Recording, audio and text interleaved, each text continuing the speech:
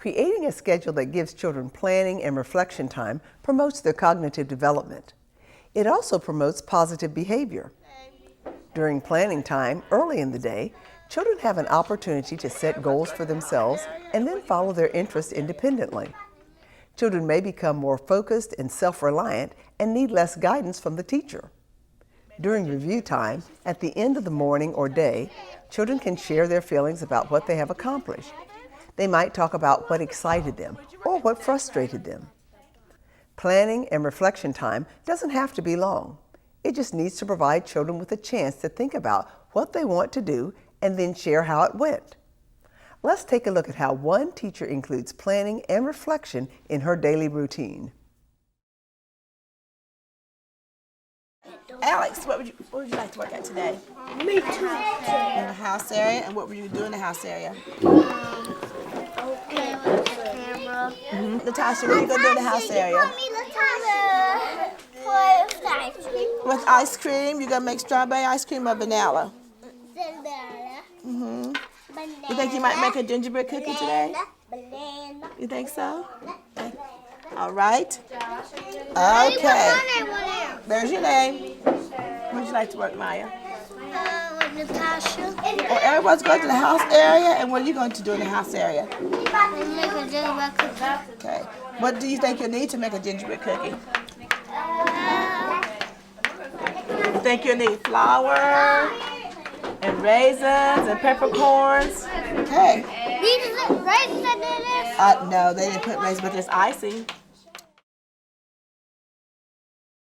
Now, Trey, you may stand up and tell where you worked at. You may use Miss Maria. You made her gingerbread boy, and she said you could use that. What could you tell Miss Maria? She said.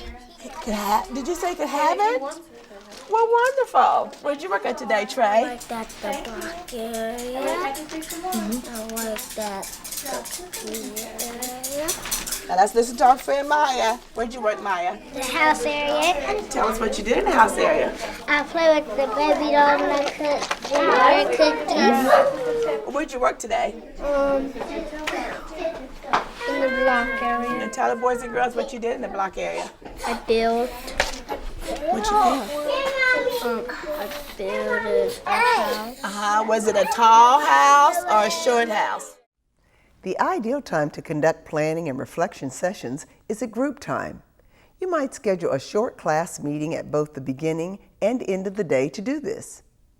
There are other ways to plan and reflect with children. Caregivers might ask children informally at breakfast or when greeting them on arrival what they plan to do that day. They might ask children in the morning to place a name card on a board in the center where they plan to start their day. Caregivers can ask small groups of children at afternoon snack to reflect on their earlier activities. They might ask individual children just before they go home to talk about what they did that day. A nice time to do this would be when parents come to pick them up. The important thing is to schedule a time for children to plan out what they will do each day and reflect back on what they accomplished. Now we want you to think about your daily schedule. Is there enough free choice in play? Is there a good balance of teacher-guided activities and active play? Activity 3E, adjusting the schedule. Take out the schedule you wrote down for the previous activity. What changes could you make to further support children's positive behaviors? Is there enough free choice in play? Is there a good balance of teacher-guided activities and active play?